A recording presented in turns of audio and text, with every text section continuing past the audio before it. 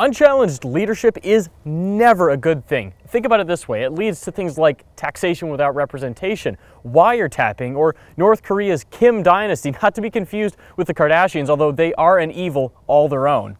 Now, what Luke is actually trying to get at is that Toyota has led the mid-size truck market for a long time unchallenged. But for 2015, that is set to change because General Motors is introducing two new mid-size trucks, the GMC Canyon and this truck, the Chevrolet Colorado.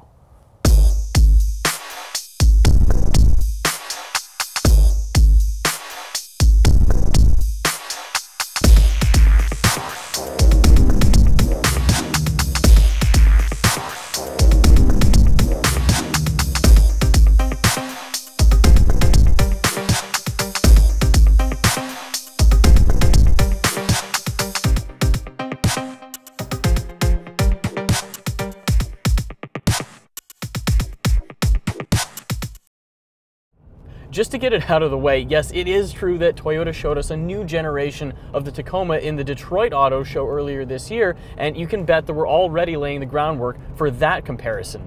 But for now, it's still important to juxtapose the new Colorado with the old Tacoma because Toyota's truck still is the mid-size segment leader by a long shot, and because it competed directly with the previous Colorado, it should also give us a good measuring stick for how far GM's nameplate has come since its past generation.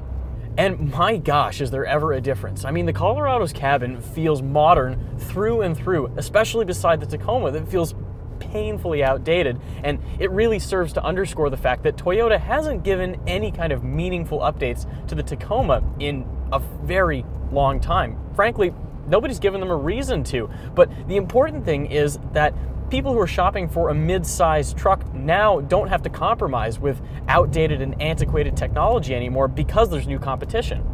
To give you some examples, the interior for the Colorado does a great job of deadening outside sound. It's very quiet to sit in and you don't get a lot of engine noise. Meanwhile, with the Tacoma, a lot of road noise, tire roar, everything comes right through and it's just a noisy truck to sit in. On top of that, Steve is driving the limited Tacoma, but it still comes with manually adjusted seats, and that's hugely disappointing. Meanwhile, I've got power seats, I've got pretty much everything that you would expect in a modern vehicle, save adaptive cruise control, and I mean, it really is a very nice product. Not to mention how they drive, but we can shift gears for a second and let Steve tell you all about that.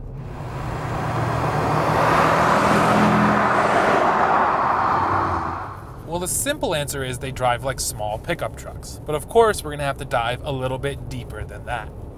The first thing you'll notice when you drive these two trucks back to back is just how refined the Colorado is. The suspension setup is a lot softer, whereas in this Tacoma, it can get really choppy over uneven surfaces. But that's not to say that the Colorado gives something up when it comes to capability. Both of them feel about the same once you have weight on the back, but the Colorado just offers a much more comfortable ride. Even the steering feel lends itself to that feeling of refinement. Here in the Tacoma, we have an old school hydraulic setup, whereas the Colorado has electric power assisted steering. Now, in the Colorado, it's pretty progressive, so at low speeds, you have light steering, it makes it easy to get through a mall parking lot, but once you hit the highway, it stiffens up and it offers a lot of confidence. This Tacoma is sort of heavy at all times, and again, it just kind of feels like a brute when you're driving down the road. To make sure this wasn't just a beauty contest, we loaded up a snowmobile into the bed of each one of these small trucks to see how it would handle the weight. In the back of the Toyota, the sled didn't quite fit between the wheel wells, but we did get her in there. Now, once we hit the road, what I found really interesting is even with the weight over the rear axle, the ride was still a little bit rough. Sometimes you expect you put weight in, it'll sort of smooth it out, but this Tacoma still gives a rough ride. So if I was transporting that snowmobile for, let's say, 400 miles, I'm sure that I would be really tired at the end of that trip. Now, on the other hand, and as you might expect, putting that weight in the back of the Chevrolet actually quieted and calmed the ride down a little bit. Now, that sled weighs about 650 pounds, and in the back of the Colorado, it felt just right.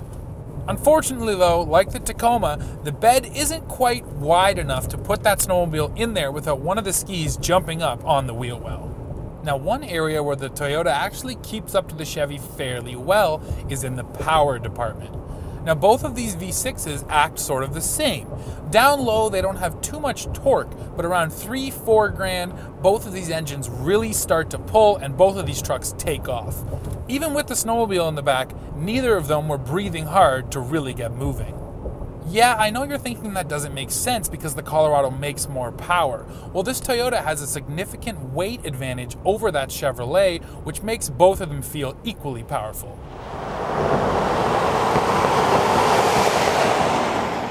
And let's be honest, size matters. Although it wouldn't be fair at all to call either of these trucks small. They're just smaller than the half-ton Silverado and Tundra. The fact that neither of these trucks are particularly wide also means that navigating rush hour traffic or driving through the middle of a city really isn't that big of a deal. But there are some big differences. For example, I also do find that you sit lower in the Colorado, which is much nicer. I mean, I'm only about 5'9", and the Tacoma doesn't really bother me, but I feel like I'm sitting pretty high up in the cab, and for somebody like me to be feeling like they're that high signals that, I mean, if you're 6 feet tall, it might not be comfortable at all. And there's one last thing relative to the sizes of these trucks that you really need to consider. The fact that the Colorado has 8.2 inches of ground clearance relative to the Tacoma with 9.3. When it comes to the price tags, this Toyota starts to fall really short. Now, both of these trucks we have here today cost nearly the same, but you get way more in the Colorado. In the Colorado, you get the Z71 package, you get some neat features like having in-car Wi-Fi, and you also get power seats. And the pricing proposition for these two trucks looks even worse once you consider fuel economy. This morning we took the two trucks on identical country road drive routes to try to get our best fuel economy numbers. In the Tacoma we managed 15 miles per gallon, but in the Colorado we managed 20 miles per gallon. Which means if you do buy the Chevy, you're going to be spending a lot less time and money at the gas station. In summary, the new Colorado really does look bolder than the Tacoma. Not to mention the old Colorado.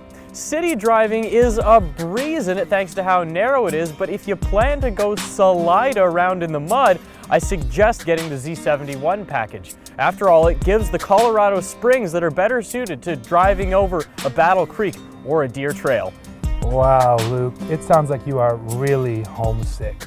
But I guess that makes sense because this truck really is that good.